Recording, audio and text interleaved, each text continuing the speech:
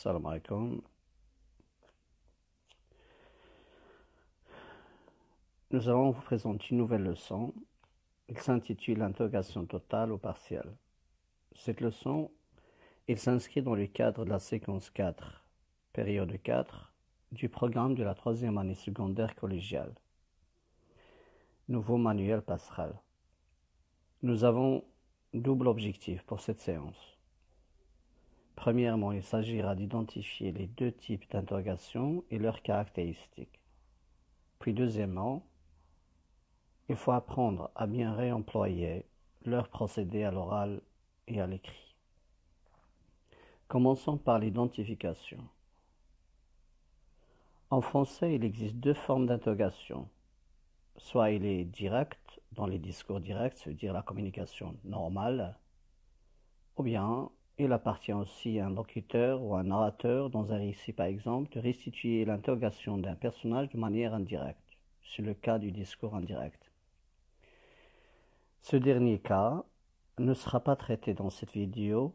Il fera éventuellement l'objet d'une autre leçon, si vous le désirez bien sûr. Je note aussi que ce cas ne fera pas partie de votre programme de cette année. Alors, je dois revenir à l'interrogation normale, en communication immédiate et directe, pour vous dire qu'elle est de deux types, et chacune possède ses spécificités principales, c'est ce qu'on va voir. La première s'appelle l'interrogation totale, et la deuxième, l'interrogation partielle. Le support.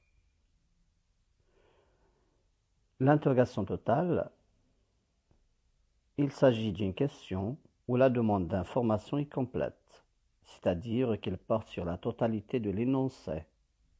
Donc, il attend de l'énonciataire, c'est-à-dire celui à qui on parle, de confirmer ce qu'on lui a demandé par un oui, ou inversement, affirmé par un non catégorique. Exemple. Est-ce que tu as fait tes exercices? Dans une situation de communication où un professeur s'adresse à son élève, exemple ici, il incombera à celui-ci de répondre par une confirmation « Oui, monsieur, j'ai fait mes exercices » ou bien affirmer par « Non, non, monsieur, je n'ai pas fait mes exercices ». Alors, on a confirmé par « oui » et affirmé par « non » toute la portée de la question. Et c'est ce qu'attend le professeur en échange. Le prof peut également reformuler sa question comme suit. As-tu fait tes exercices? En changeant le morphème interrogatif total, est-ce que par l'inversion de sujet, comme deuxième outil de l'interrogation totale. Le troisième moyen qui permet à ce professeur d'interroger son élève de manière totale, c'est l'emploi de la simple intonation en changeant par exemple l'intonation affirmative de cette déclaration. Tu as fait tes exercices. Regardez bien comment j'y prononçais. Tu as fait tes exercices par l'intonation interrogative. Je vais reprendre les mêmes mots sans exception, mais je change d'intonation et ça devient une intonation interrogative totale. Tu as fait tes exercices? Quand vous voyez, il s'agit du même mot, mais prononcé de deux manières différentes. La première est une intonation affirmative. Elle concerne les phrases déclaratives. Tu as fait tes exercices. Mais la deuxième prononciation fait comprendre à l'interlocuteur qu'il s'agit d'une interrogation totale. Et sa réponse sera donc par oui ou non. Tu as fait tes exercices? Oui, monsieur, je l'ai fait. Ou bien, non, monsieur, je ne les ai pas faits. Je récapitule. Les moyens pour formuler une interrogation totale sont soit le morphème interrogatif est-ce que, ou bien l'inversion de sujet seul, j'ai bien dit seul, parce qu'on peut avoir une inversion de sujet qui renforce un autre morphème interrogatif. Dans ce cas, il ne sera jamais total. On va voir des exemples tout à l'heure. Mais il faut donc avoir l'inversion de sujet seul comme moyen de poser la question. Ou bien, soit l'interrogation ou l'intonation, interrogative. Voilà les trois outils qui nous permettront d'avoir ce qu'on appelle l'interrogation totale et pour laquelle on va répondre ou on ne peut répondre que par oui ou non. Deuxième partie, l'interrogation partielle. Il s'agit d'une question où la demande d'information n'est pas complète, n'est pas totale. C'est-à-dire que le locuteur sait une bonne part des informations de l'énoncé de sa question, mais ignore cependant une partie, et il demande à l'interlocuteur d'y répondre. C'est pour cela que ce type d'interrogation s'appelle partielle. La réponse donc de l'interlocuteur ne sera jamais par oui ou non, mais par une partie seulement de cette question ou de cette information, et cette partie dépend du morphème interrogatif employé. C'est-à-dire l'outil pour poser la question sera le décideur de la partie où on aura la réponse par rapport à l'information. Exemple. Si l'interrogation du locuteur porte sur le sujet, on va avoir qui comme moyen pour poser la question. Qui a fait cet exercice? Comme vous pouvez le constater, le locuteur n'ignore pas toute l'information. Il sait qu'un exercice est fait, mais ce qu'il ne sait pas et qui fait l'objet de l'interrogation est uniquement le sujet de l'action faire l'exercice. Par conséquent, la réponse à cette interrogation portera sur le sujet uniquement. Voici la réponse. Qui a fait cet exercice?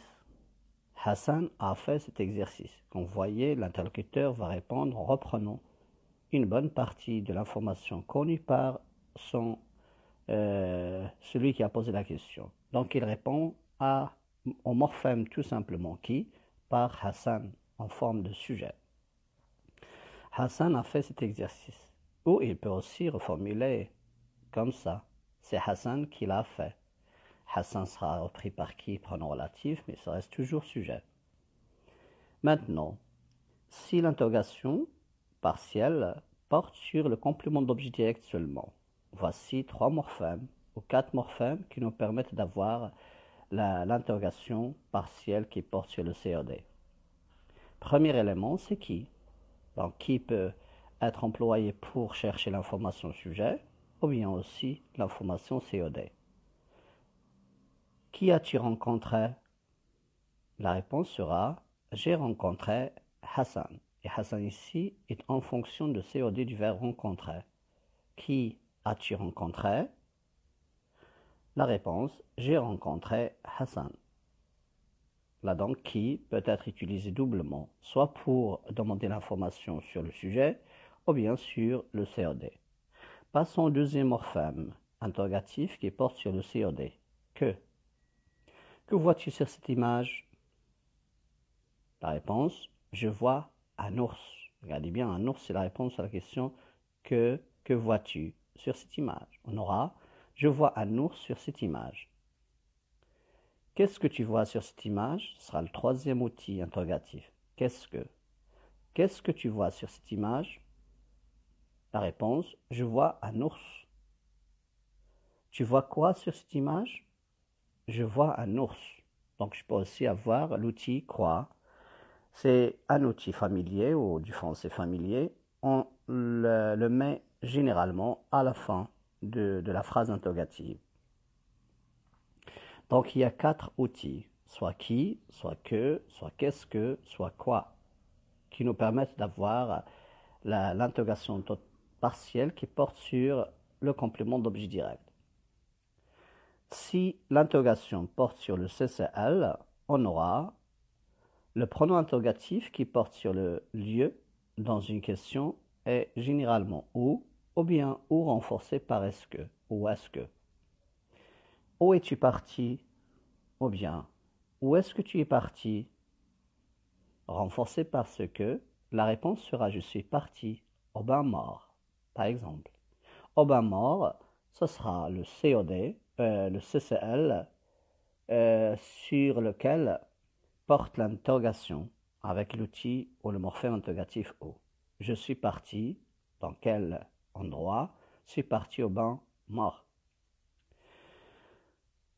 Si l'interrogation partiel portera sur le CCT. On aura le pronom interrogatif quand, ou bien quand, renforcé par est-ce que.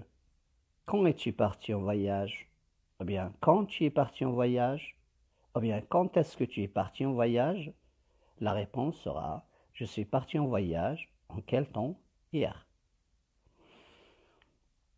Puis, l'interrogation peut porter également sur le complément circonstanciel de cause, et l'outil sera par pourquoi, etc. Il peut aussi avoir le complément circonstanciel de but, de moyen, de manière, etc. Les outils, ces outils, on va les voir sur la deuxième vidéo concernant les exercices. J'espère que vous avez compris la leçon. Merci beaucoup.